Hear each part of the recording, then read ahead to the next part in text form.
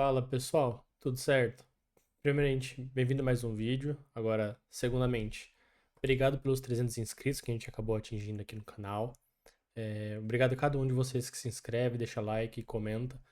Isso ajuda demais e principalmente me ajuda a dar mais ânimo para continuar gravando vídeo aqui pro canal e principalmente trazer mais conteúdos para vocês. E agora, indo ao tópico desse vídeo, né? Qual que vai ser a ideia? Já fazia um tempo que eu queria gravar sobre isso, que é basicamente qual banco de dados eu devo escolher, se eu devo ir para um banco relacional, para um banco não relacional, e explicar um pouco a diferença entre eles. Então a ideia desse vídeo não é falar qual banco que você deve usar, aliás, nenhum vídeo deveria falar qual banco você deve usar, e sim vou te dar um contexto de qual banco você deveria escolher baseado nos requisitos da sua aplicação. Então vamos lá, né? Só para cercar um pouco sobre o vídeo, para não ficar muito abrangente, eu vou falar sobre um banco relacional, que seria, no caso, estou pegando como exemplo o banco Postgres, que seria um banco relacional, e o banco que eu vou comparar com ele vai ser um banco MongoDB, que é um banco não relacional, ou seja, um banco de documentos. Então vamos começar aqui pelo SQLDry. Gente, eu não sou o fera do SQLDry, então leve a minha nubice nisso daqui, tá? Vamos colocar aqui, primeiramente, um banco Postgres, SQL, SQL. E esse aqui vai ser o nosso banco, vou até colocar um textinho aqui em cima, relacional. E logo na sequência, colocar uma outra caixinha aqui, que vai ser o nosso MongoDB.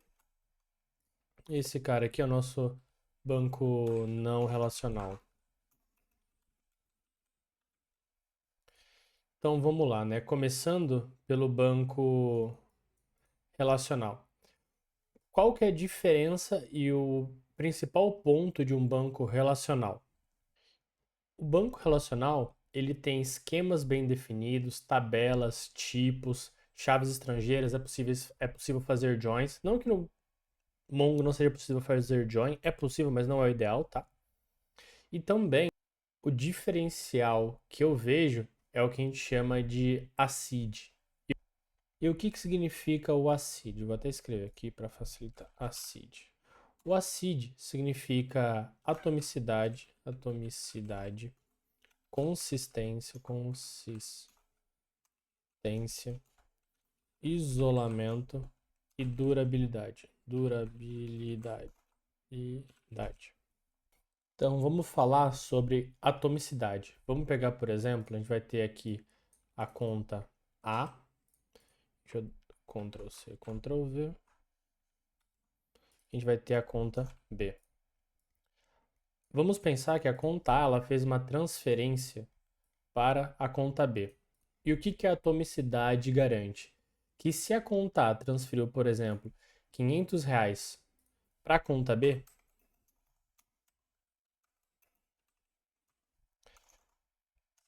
o ser atômico garante que, se acontecer algum erro no meio do caminho, toda essa transação ela vai ser revertida, então o valor volta para a conta A. Então, o valor que chegou aqui na B, ela acaba voltando para a conta A caso aconteça algum problema. Eu vou só puxar uma setinha para cá para exemplificar o que é a atomicidade. E aí, agora vamos falar sobre consistência. Consistência significa que o banco ele nunca vai estar num estado inconsistente.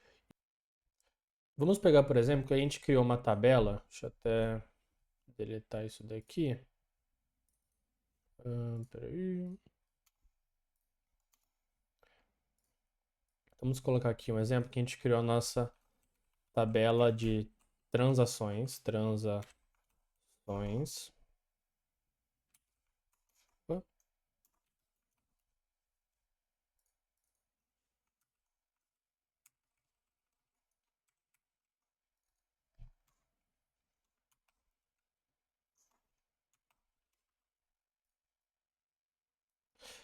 E o que tem de regra nessa nossa tabela aqui de transações? que a nossa transação, ou seja, o nosso campo, vamos pegar aqui, por exemplo, o nosso campo T, ele é um campo inteiro e positivo. E o que isso significa?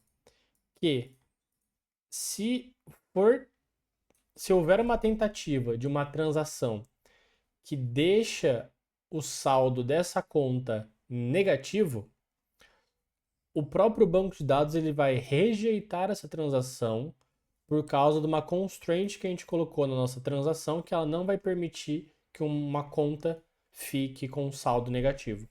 Então, até olhando esse ponto, aqui deveria ser nossa tabela de saldo e não de transação. Então, aqui de T, eu vou colocar aqui o nosso saldo. Ele é sempre inteiro e positivo, ou seja, nenhuma transação que ocorra pode deixar a nossa tabela com um saldo negativo.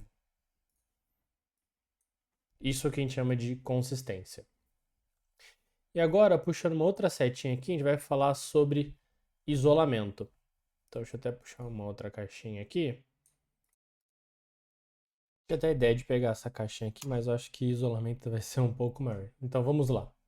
Isolamento. O que o isolamento significa? Que uma transação não deve ter conhecimento de outra transação que está acontecendo.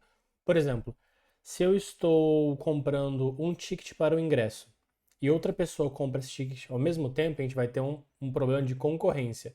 Então, o que acontece? Idealmente, quando a gente tem um banco isolado, ou seja, quando uma transação não consegue alterar ou ler dados de outra transação, quando eu tento fazer essa compra desse ingresso, ou seja, duas pessoas estão tentando comprar ao mesmo tempo, apenas uma vai conseguir comprar e a outra pessoa vai receber um erro.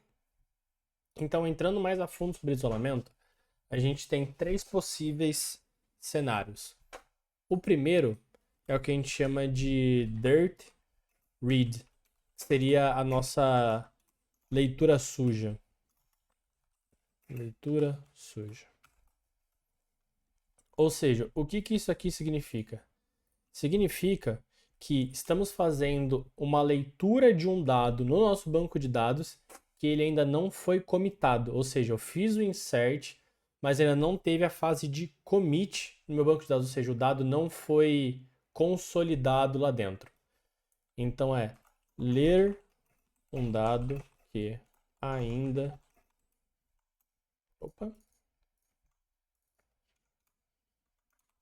ainda não foi comitado. E o que isso impacta? Por exemplo, então um exemplo do que poderia acontecer. Vamos supor que a gente tem um fulano, de novo, vamos pegar o fulano A e o nosso fulano B, certo? Então aqui vai ser o nosso fulano A e aqui vai ser o nosso fulano B. O nosso fulano A, ele recebeu uma transação de B.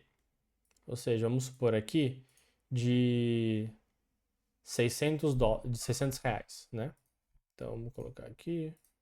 Ele fez uma transação de 600 reais. E o que aconteceu?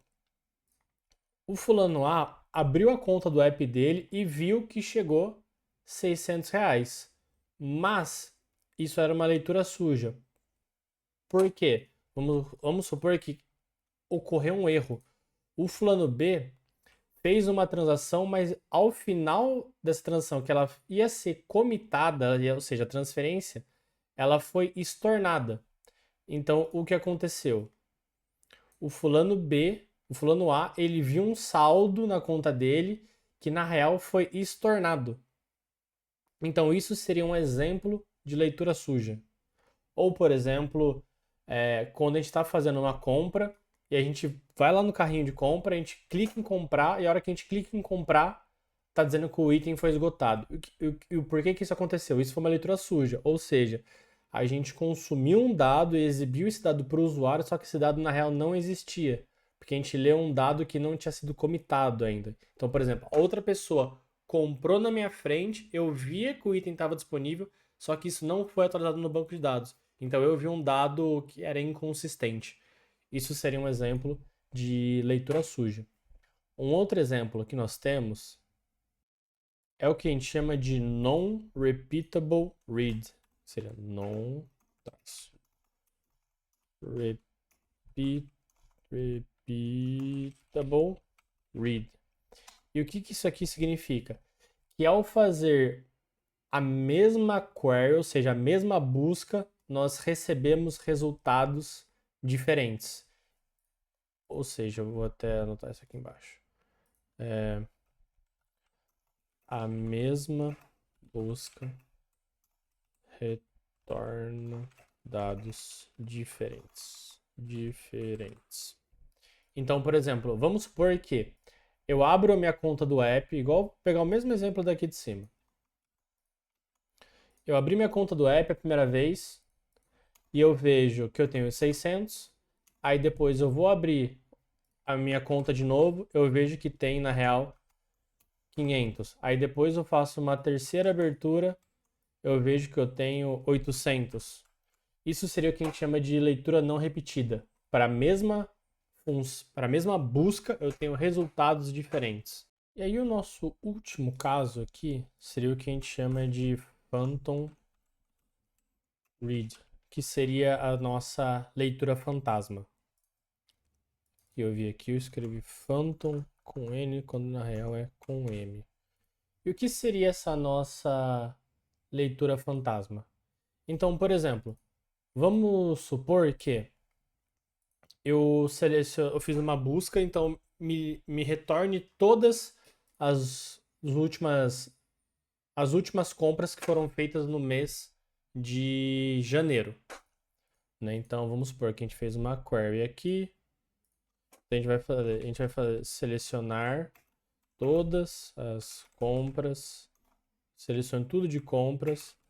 Aí a gente coloca o where, a gente coloca o campo month, e aí vai ser igual a janeiro. Janeiro. Aí o que acontece? Esse nosso select, ele retornou 10 itens, né? Vamos colocar aqui 10 itens. E aí, seguindo o nosso passo, a gente fez a nossa primeira... Então aqui, né, a gente começou uma transação, então a gente dá um begin aqui para começar a nossa transação, ou seja, só para agrupar tudo no mesmo cenário, né? Então a gente dá um begin aqui. E aí depois a gente faz a mesma query, só que aí no caso a gente faz um agrupamento por categorias. Então aqui no final a gente vai dar um group by categories. Category. Certo? Está em português, vamos colocar aqui categorias, né? Categorias. E aqui no final a gente faz o nosso commit. E o que aconteceu entre essas duas que a gente chama de leitura fantasma? Aqui, antes da gente fazer um group by por categorias, a gente recebeu 10. E essa segunda query retorna para a gente 12. Então, isso é o que a gente chama de leitura fantasma. Então, o isolamento, a depender do nosso nível de isolamento que a gente usa para serializar na nossa transação, a gente pode ter ou uma leitura suja, ou uma leitura não repetida, ou uma leitura fantasma.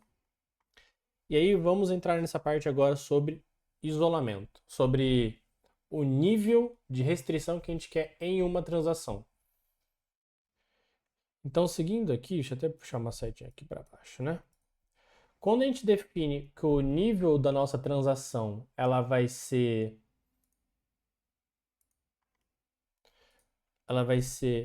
read uncommitted, o que isso ocasiona? O read uncommitted aqui, ele vai permitir que a gente tenha, deixa eu até puxar uma setinha para cá, uma dirt read, então a gente pode ter uma leitura suja, dirt read. Também podemos ter aqui uma non-repeatable read, então vou até adicionar para cá, só vou remover o finalzinho aqui, tá? Uma non-repeatable read. E também ela permite uma phantom read. Ou seja, o nível read uncommitted é o nível mais baixo de transação, ou seja, você pode ter todos esses cenários adversos aqui, ou seja, você pode ocasionar um problema no seu sistema. E qual que é o benefício de você ir subindo a régua da sua transação, ou seja, não permitir que isso aqui aconteça. O ponto é, quanto maior for a restrição da sua transação, mais demorada ou pesado pode ficar, porque você vai acabar fazendo um lock no seu banco.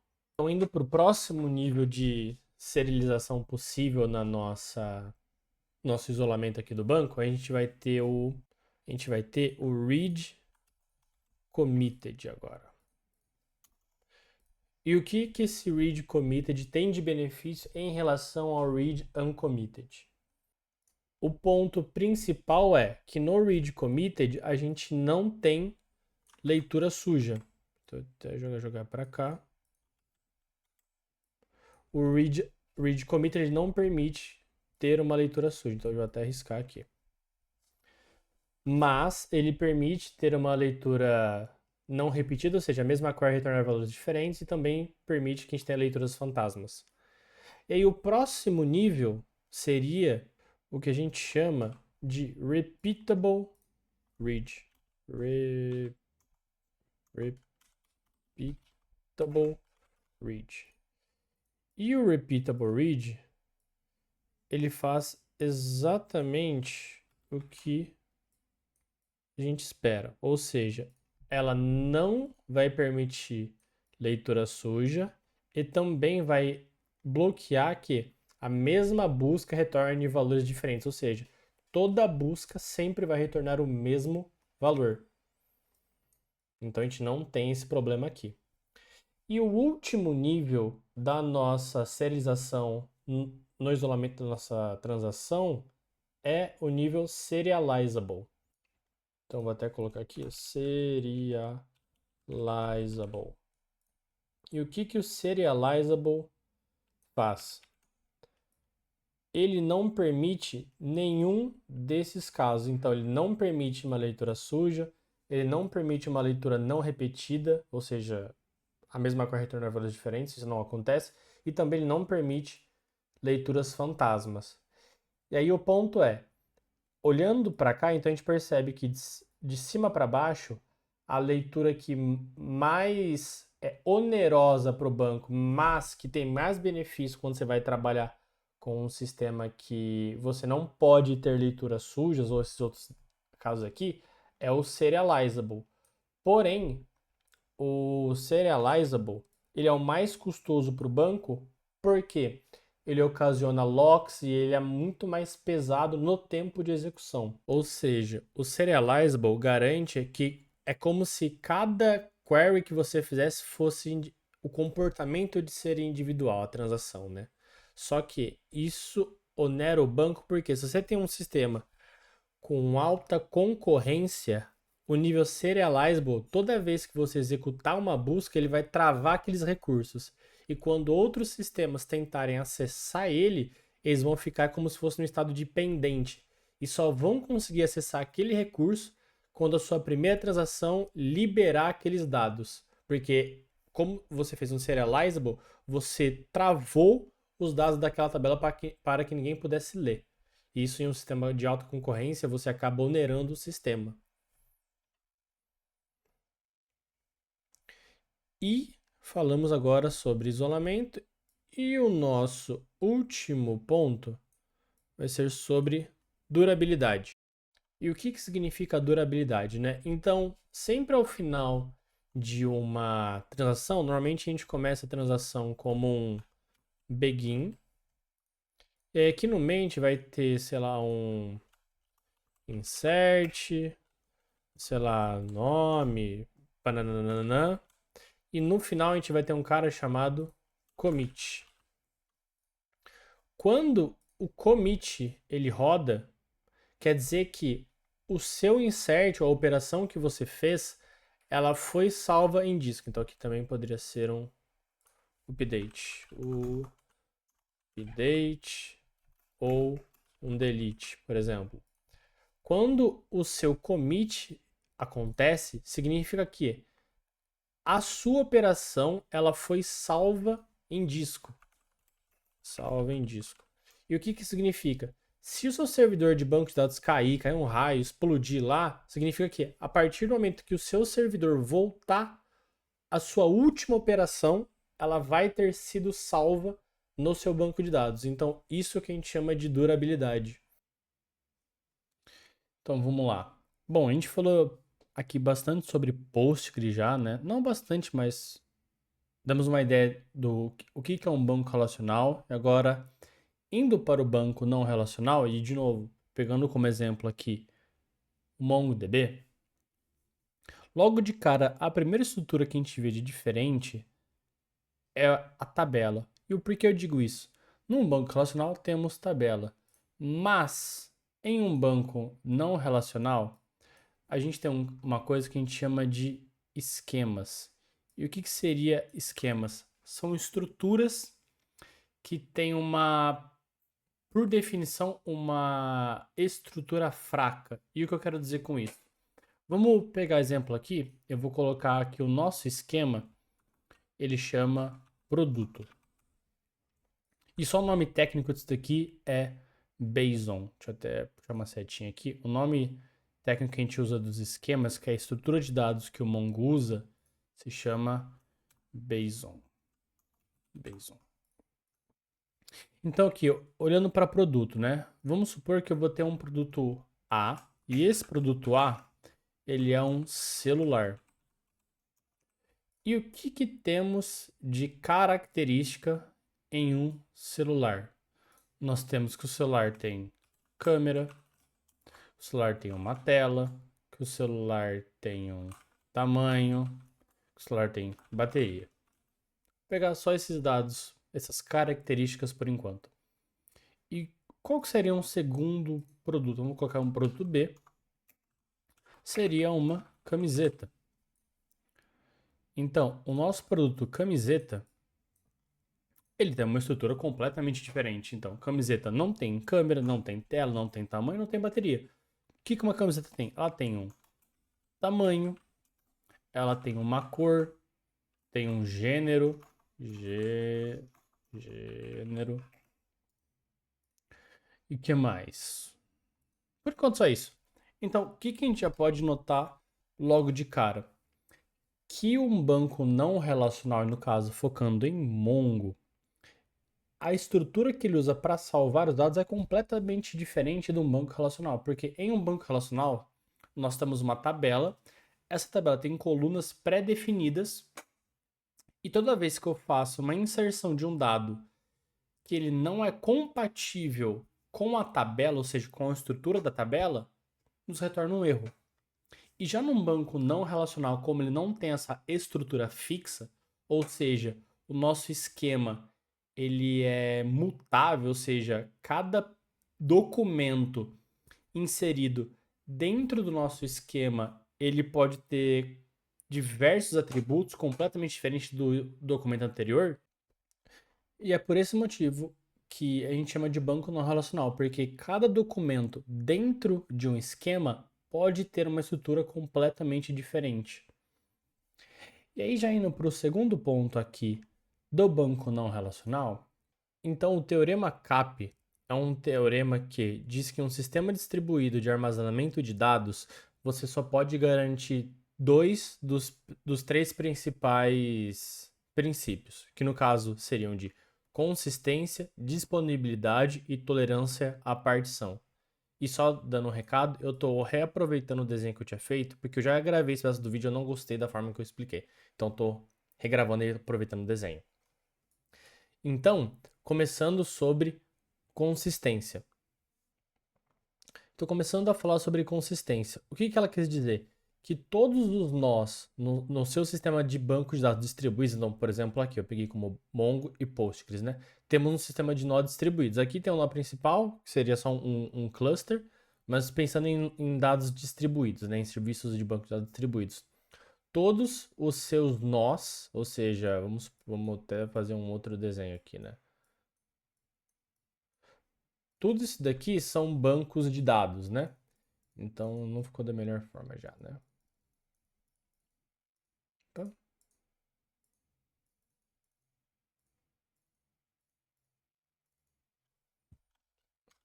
Tô aqui pegando nosso desenho de banco de dados.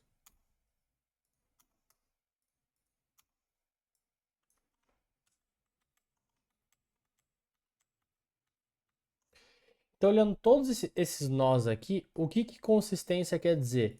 Que se qualquer requisição que venha a chegar em qualquer um desses nós, sempre será retornado o mesmo dado. Então, isso que consistência significa.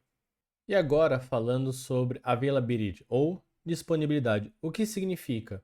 Que toda vez que uma requisição for feita para o seu sistema, ele sempre vai ter uma resposta, mas não necessariamente essa resposta vai ser a mais atualizada. Um exemplo disso é quando a gente abre o Instagram, às vezes ele está meio lento. E aí você acaba vendo uma publicação que você já viu. Ou seja, isso significa que para aquele serviço, a parte do teorema CAP, a parte do teorema CAP foi aplicado o conceito A de disponibilidade ou availability, que prioriza a entrega mesmo sendo um dado desatualizado. Damos uma preferência para a resposta ao não responder aquela requisição. Show de bola. Então, indo para o último, que é o P de Partition Tolerance ou tolerância à partição, né? Eu fiz esse desenho, mas eu vou fazer um que eu achei mais interessante, dando uma outra olhada. Então, vamos pensar que nós temos três clusters, né, de banco de dados. Então, por exemplo, temos o primeiro cluster, que é o cluster A. Deixa eu até copiar esse desenho aqui. Opa. Então, aqui vai ser o nosso cluster B e aqui vai ser o nosso cluster C. Quando a gente fala de tolerância à partição, temos que pensar que todos os clusters estão conectados entre si. Então, isso está conectado aqui, que também retorna isso daqui, e assim sucessivamente. Então, vamos lá. Pensa que temos atores dos três lados, né? Então, nós temos requisições chegando aqui no serviço A, temos requisições chegando no serviço C e temos requisições chegando no serviço B. Então, quando a gente fala de tolerância à partição, significa que, vamos, por exemplo, que o nó C ele perdeu o contato com o nó A e com o nó B. E perdeu o contato significa que o nó ainda está funcionando. Não quer dizer que caiu um míssil lá, explodiu e o servidor evaporou. Não. Significa que apenas a comunicação entre esses outros dois clusters foi perdida. Então, por exemplo, vamos fazer um X aqui e um X aqui. Percebe-se que tenho requisições vindo de cliente chegando tanto no nó A, quanto no nó B, quanto no nó C. Quando a gente fala de tolerância à partição, significa que as requisições que estão chegando no nó C aqui, opa, desenho errado, no nó C, ela continua funcionando, independente de ter perdido a conexão com o nó A e com o nó B. E ambos A e B também continuam funcionando, mesmo que eles tenham perdido a ligação com o nó C. Então, o tolerância à partição significa que, mesmo que eu perca conexão com algum nó, o meu sistema é capaz de responder.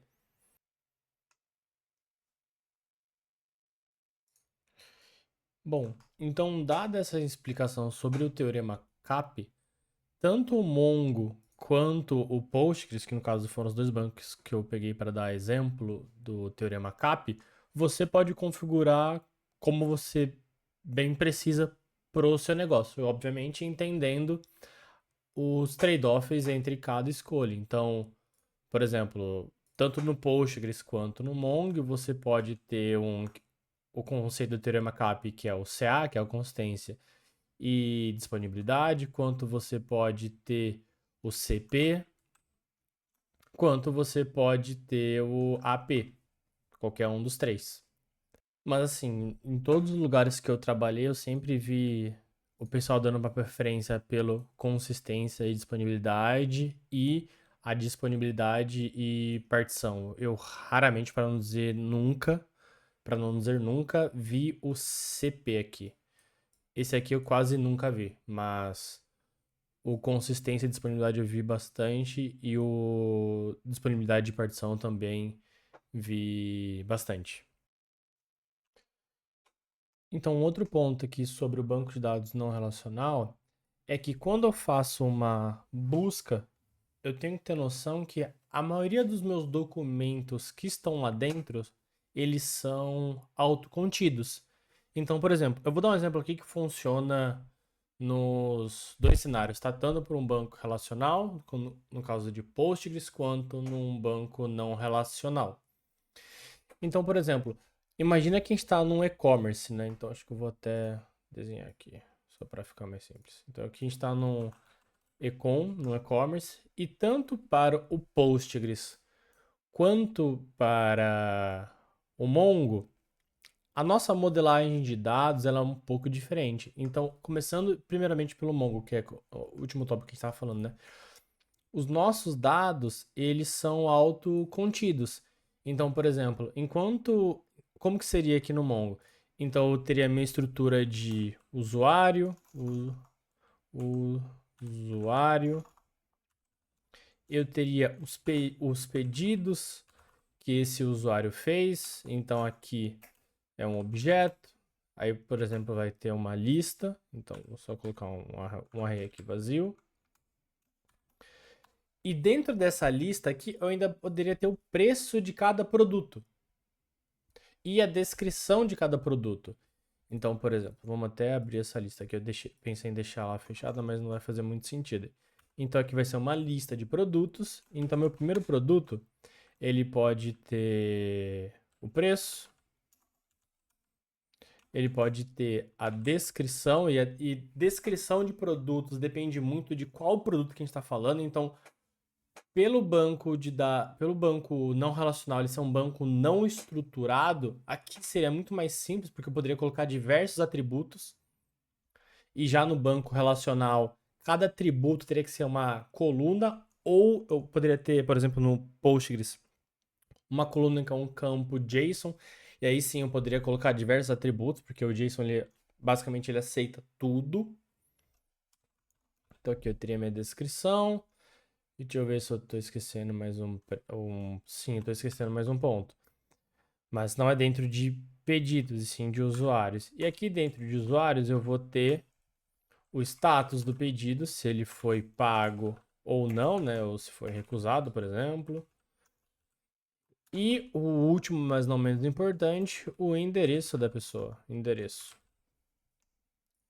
Isso aqui seria para, vou até fazer a setinha aqui, para um banco não relacional. Opa. No SQL. E já o mesmo dado aqui num banco relacional, deixa eu puxar a setinha para cá, relacional. Dado que o banco relacional, como a gente viu mais cedo, ele é estruturado, então eu teria uma, eita nós, uma tabela de clientes, então uma tabela de usuários, que ela tem também uma tabela de pedidos, que também cada pedido vai ter a sua descrição, ou eu posso ter a minha descrição dentro de pedidos, então vou deixar isso aberto, tá? Por último, eu vou ter o status do meu pedido, que também pode estar dentro de pedidos ou não. E aí eu vou ter o meu endereço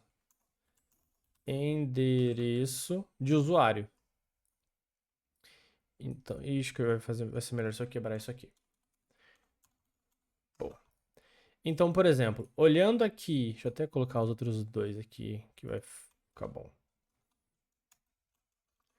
Só para dar sentido. Então aqui eu posso ter a minha descrição, ou está autocontido, tá? Até por isso que eu estou colocando aqui dentro. Que mais? Eu posso ter o T preços. T preços. Preços e o status, né? Que era o último que a gente falou. T status. Então deixa eu voltar esse aqui. Então, pensando aqui na tabela relacional, você percebe que nada disso daqui. Então, deixa eu até colocar aqui um exemplo aqui, ó. Nada disso daqui existe sem a relação com os usuários. Então, sempre eu vou ter que ter uma chave. Então, os meus pedidos, eles têm um vínculo direto com usuários, porque apenas usuários podem fazer pedido, e a mesma coisa, endereços. Apenas endereços podem ter, usuários podem ter endereços, né? Não existe o contrário, né? Não existe. Então, essa é a principal diferença que a gente pode até já jogar logo aqui de cara entre o relacional e o não relacional. E isso que entra naquela parte que eu estava falando sobre dados autocontidos. Então, quando eu faço uma busca no meu banco não relacional, eu já retorno tudo isso daqui de uma vez só, sem que eu tenha que fazer nenhum join.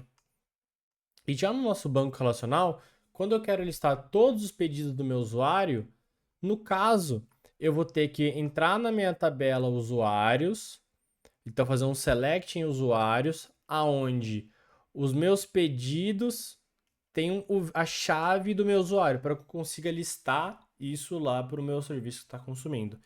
E já aqui no banco não relacional, eu só pego esse documento e já devolvo ele logo de cara. Então aqui, por exemplo, nesse caso, se a tabela de pedidos conter todos esses três campos, eu faço só dois joins. Então eu faço um join de usuários com pedidos e endereços, mas caso essas tabelas aqui sejam tabelas apartadas, então primeiro eu tenho que buscar em usuários para pegar meus pedidos e depois eu pego os pedidos que tem descrição, preços e status, porque esses três campos aqui, eles não estão relacionados com usuários, e sim com pedidos.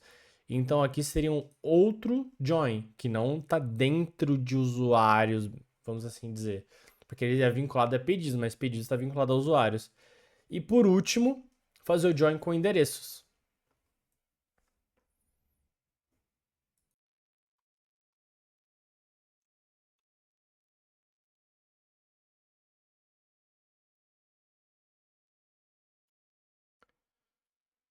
E essa aqui, gente, seria o segundo ponto, que eu vou até puxar uma setinha para cá, que seria a parte que eu acabei de comentar sobre dados autocontidos.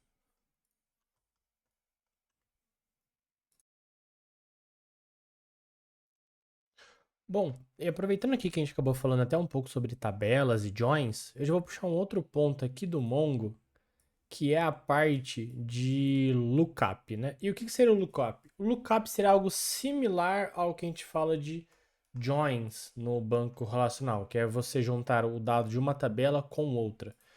Então aqui no Mongo ele se chama $lookup.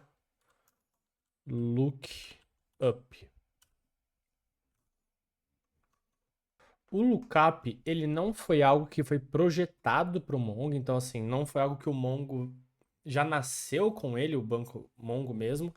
Ele veio a partir da versão 3.2. Então deixa eu até colocar uma setinha para cá.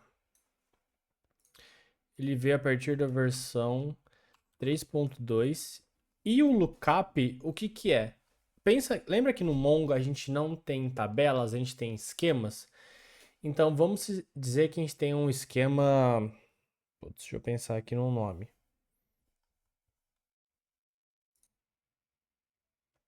Então, um exemplo de lookup que a gente pode usar no banco no relacional, de novo focando para Mongo, vamos pensar de novo no e-commerce, tá? E aí a gente vai ter duas coleções, né? Uma que vai ser a nossa coleção de usuários e a outra vai ser a coleção de, por exemplo, produtos, né?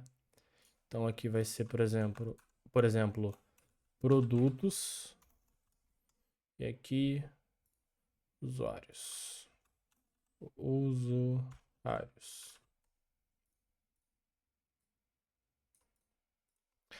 Vamos pensar que o meu usuário, ele fez a compra de um produto.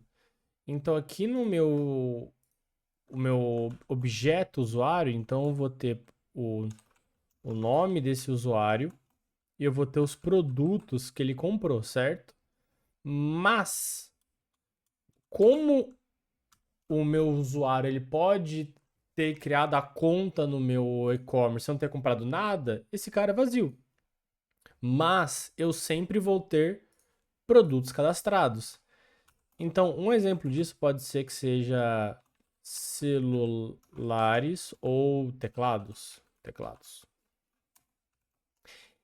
E aí, caso o meu usuário tenha comprado algum produto, eu não vou salvar o produto inteiro, o documento produto dentro de usuários. Eu até posso fazer isso, mas com a possibilidade do lookup, isso nos possibilitou de eu apenas salvar a referência aqui do meu produto. Então, o produto 1 aqui, opa, que eles têm no array. Então, sobe esse cara para cá. Isso aqui desce. Então, no array de produtos, o primeiro produto que ele tem vai ser o celular. Então, vou só dar um nome aqui. Então, vamos falar aqui o produto 1. Ele é o celular. E celular aqui significa 1, né? Vamos só colocar o... Só um exemplo, tá, gente? Isso aqui é pseudocódigo, tá? Isso aqui não é um código produtivo, não, tá? 1. Então, toda vez que eu quero trazer os produtos que o meu usuário comprou, eu tenho que fazer um join, bem entre aspas. E aqui o nosso join, ele se chama lookup.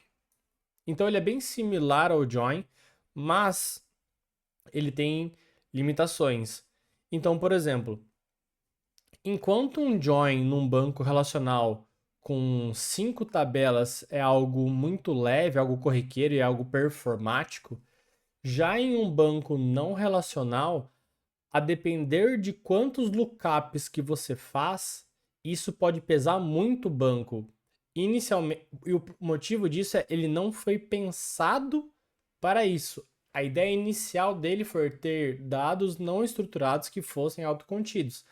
Mas como existia uma demanda para poder relacionar documentos, isso foi implementado. Mas, de novo, essa não foi a decisão de quando o banco foi criado. Então, por isso, a depender de quantos lookups você faz, você pode acabar tendo uma performance ruim na sua busca de dados.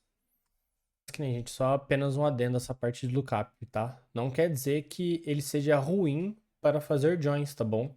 Mas é que a depender do volume de dados que você está trabalhando, ou se algo isso é muito frequente, pode sim ter uma perda de performance.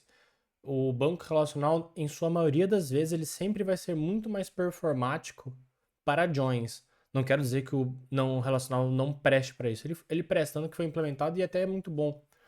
Mas saiba que se você está precisando toda hora fazer um relacionamento com diversos esquemas, provavelmente a escolha do banco foi errada.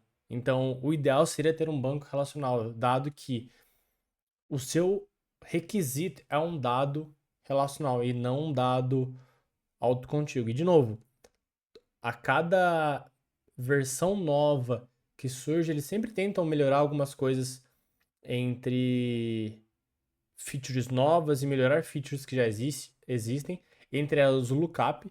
Então, sim, ele funciona muito bem e na maioria dos casos ele vai atender muito bem. Mas saiba que é uma funcionalidade que, a depender de como você estruturou o seu banco de dados, isso pode se tornar um gargalo. E é isso, pessoal. Eu vim aqui mais para explicar um pouco sobre banco relacional versus não relacional e, de novo, tomando como foco Postgres e Mongo.